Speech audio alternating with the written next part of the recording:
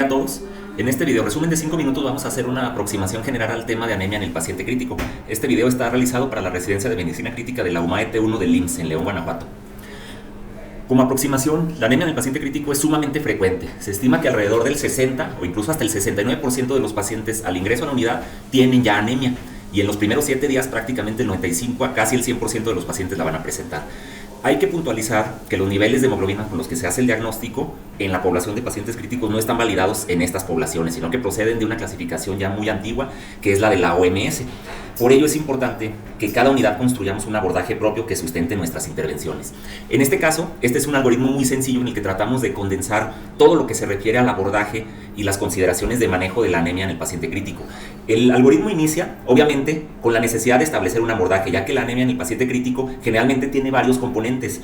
Incluye un componente inflamatorio, lo que antes se conocía o se conoce aparte como anemia de la inflamación, y un componente carencial o por deficiencia de hierro. Esta puede ser absoluta en caso de enfermedades crónicas o bien inducida por la inflamación como un mecanismo adaptativo. También tiene componentes obviamente de sangrados propios de las condiciones que llevan a los pacientes a ingresar a la terapia intensiva y componentes misceláneos, por ejemplo la toma frecuente de muestras, la hemodilución, etc. Entonces es importante tener un algoritmo de abordaje propio de cada unidad para estandarizar los manejos. Hablando de estándares, el algoritmo intenta establecer un estándar de cuidado. Ese estándar de cuidado lo podemos dividir en manejo transfusional de la anemia del paciente crítico o manejo no transfusional. En el caso del manejo transfusional hay que tratar de establecerlo de acuerdo a varias consideraciones. Por ejemplo, lo podemos establecer de acuerdo a la literatura científica que avale los umbrales de transfusión recomendados. Aquí básicamente se va a condensar en conducta transfusional restrictiva contra liberal, o de acuerdo al paciente, a sus parámetros fisiológicos o a lo que nos esté mostrando en su evolución, por ejemplo, sangrado.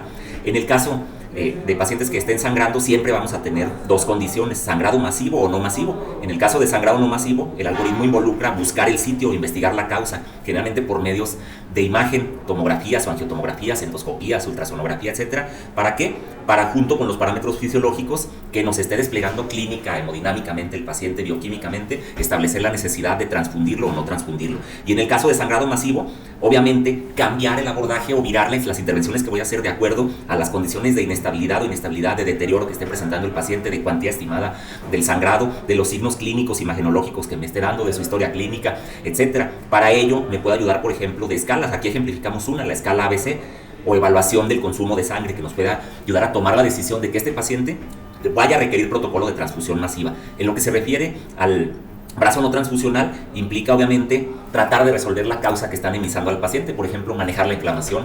Y hay muchas preguntas aquí que hay que responder en el brazo no transfusional: si los pacientes se benefician o no se benefician de hematínicos, de agentes estimulantes de la eritropoyesis, de terapias no tanto novedosas sino alternativas que han investigado y que van ligadas a la fisiopatología, es decir, a controlar el componente inflamatorio y de deficiencia relativa de hierro que pueden tener estos pacientes, como inhibidores de la hepcidina, inhibidores de la prolilhidroxilasa o análogos de la eritroferrona. Los componentes de la anemia del paciente crítico, como empezaba en la parte superior de nuestro algoritmo, decíamos que generalmente son 3: el componente inflamatorio, el componente de deficiencia de hierro y un mecanismo adaptativo a estas condiciones inflamatorias que explican y por qué se comportan así los pacientes. Y nosotros tratamos de explicar rápidamente cómo se comporta el metabolismo y la cinética del hierro en nuestro organismo. El hierro básicamente lo vamos a dividir en dos grandes componentes: el hierro M, que es aquel que está básicamente unido a la hemoglobina y cuyo pool alcanza hasta el 65% del hierro total, y el otro componente es el hierro no M. Una parte de este está siendo transportado activamente en forma de complejo hierro-transferrina, y la otra parte está en forma de proteína de almacenamiento o ferritina, básicamente en los órganos que componen el sistema retículo endotelial, como la médula ósea o los hepatocitos, por ejemplo. Aquí la consideración más importante es que nosotros, seres humanos, no tenemos un mecanismo como tal para eliminar el hierro que asimilamos. La única manera en que lo perdemos es por descamación de los enterocitos o prácticamente por eliminaciones como el sangrado, ¿no? Entonces es bien importante que nosotros estemos reutilizando este pool de hierro y lo estemos manteniendo estrechamente regulado, porque el hierro es una sustancia sumamente tóxica para nuestro organismo. Tiene mucho potencial redox, es decir, puede dañar las membranas biológicas al liberar especies reactivas de oxígeno.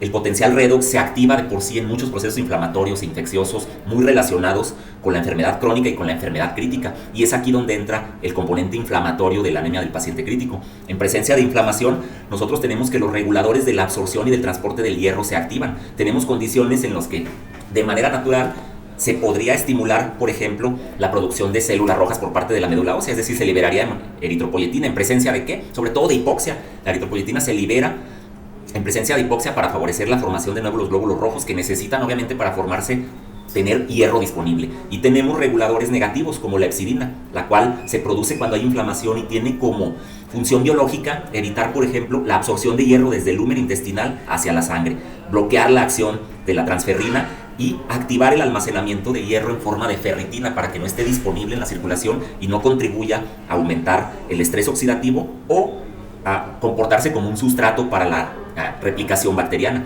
Entonces, parte de estos mecanismos tienen un componente adaptativo ante la respuesta inflamatoria o ante los procesos infecciosos que explican porque estos pacientes con enfermedad crítica, muchos de ellos van a tener un perfil de deficiencia de hierro inducida por la activación de estos reguladores. También la anemia del paciente crítico incluye, como mencionamos, aspectos misceláneos como sangrados quirúrgicos o no quirúrgicos, evidentes, ocultos, que trataremos de identificar inclusive desde la historia clínica y la exploración del paciente, y efectos como vampirismo o toma frecuente de muestras y el efecto de la hemodilución consecuencia de la reanimación o sobrereanimación. Pasando a la otra parte del algoritmo, en lo que se refiere al manejo transfusional, veíamos que teníamos dos brazos o dos ramas. Una conducta transfusional basada en base a guías y recomendaciones de literatura, cuyas conclusiones involucran la evidencia sobre el uso de transfusiones de paquetes globulares y los resultados de estudios clínicos de la terapia liberal contra restrictiva. En general, la solidez del cuerpo de literatura al respecto de la terapia transfusional avala el uso de la terapia restrictiva. Los pacientes no tienen peor evolución, peor estancia, más días de ventilación mecánica ni más mortalidad si se decide una estrategia de transfusión restrictiva. Incluso esto ha sido documentado y demostrado en distintas poblaciones de pacientes críticos. Por ahí hay algunas poblaciones especiales que se benefician de mantener las metas de hemoglobina o de hematócrito ligeramente más altas, sobre todo pacientes con cardiopatía isquémica activa y los pacientes neurocríticos. Y en lo que se refiere al manejo transfusional, podemos también normar la conducta de acuerdo al paciente. ¿De acuerdo a qué? A si está presentando o no sangrado activo que lo esté anemizando, si tiene requerimientos de reanimación, y podemos optimizar esa reanimación utilizando volumen de calidad, o si lo hacemos por parámetros fisiológicos en la valoración de nuestro paciente que documenten e involucren que va a haber una mejoría en el débito de oxígeno al utilizar eritrocitos empacados o paquetes globulares. Hay también un algoritmo para favorecer la toma de decisiones al respecto. ¿Basado en qué? En la presencia, como mencionábamos, de condiciones específicas o particulares del paciente, en este caso el sangrado. El algoritmo, si ustedes lo ven con calma, toma en cuenta obviamente distintas poblaciones de pacientes críticos y distintos umbrales de hemoglobina, de acuerdo a los estudios que avalan la literatura científica para que no sobretransfundamos a los pacientes y tratemos de mantenernos o de justificar la transfusión de acuerdo a lo que esta literatura está avalando.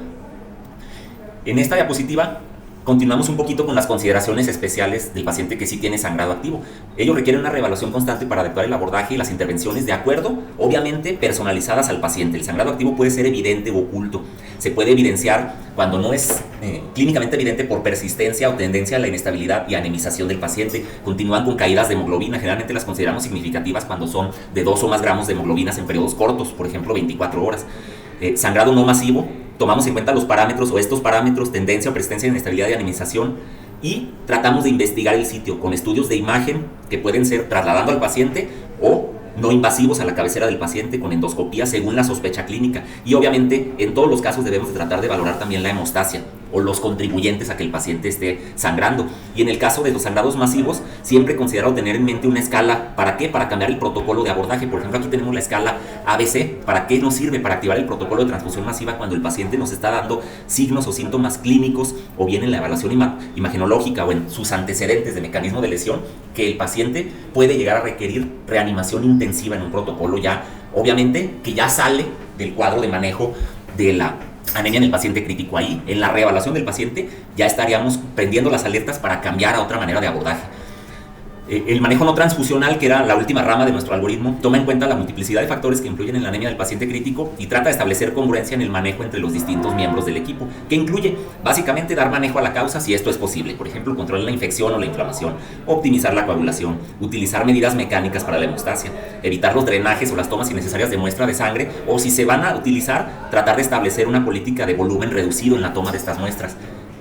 Las preguntas que en nuestro algoritmo necesitamos responder para homogeneizar el manejo de nuestros pacientes es, por ejemplo, establecer en nuestra unidad el papel de terapias con imatínicos. ¿Se deben usar? ¿No se deben utilizar? ¿En quién sí se deben utilizar? ¿Qué agentes administraríamos si las vamos a utilizar? El papel de los agentes estimulantes de la eritropoiesis, ese ya está bastante estudiado, no ha mostrado básicamente ningún beneficio para el manejo de la anemia del paciente crítico. Las únicas poblaciones que han mostrado beneficio con estos agentes son los pacientes con anemia de la enfermedad crónica, generalmente relacionados al uso de agentes quimioterápicos o citotóxicos en el contexto de pacientes hospitalizados o ambulatorios.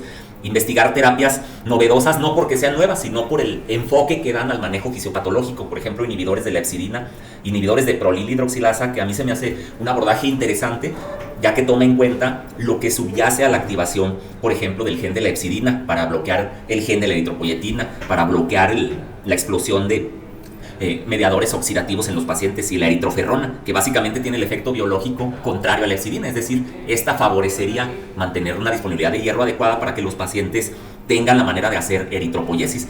En general, este es el panorama del estado del arte en lo que se refiere a la anemia del paciente crítico. Lo que habría que profundizar sería obviamente lo de las guías y recomendaciones de medicina transfusional en lo que se refiere a umbrales de transfusión y qué es lo que viene en el futuro en lo que refiere a tratamiento no transfusional farmacológico. Hasta la próxima.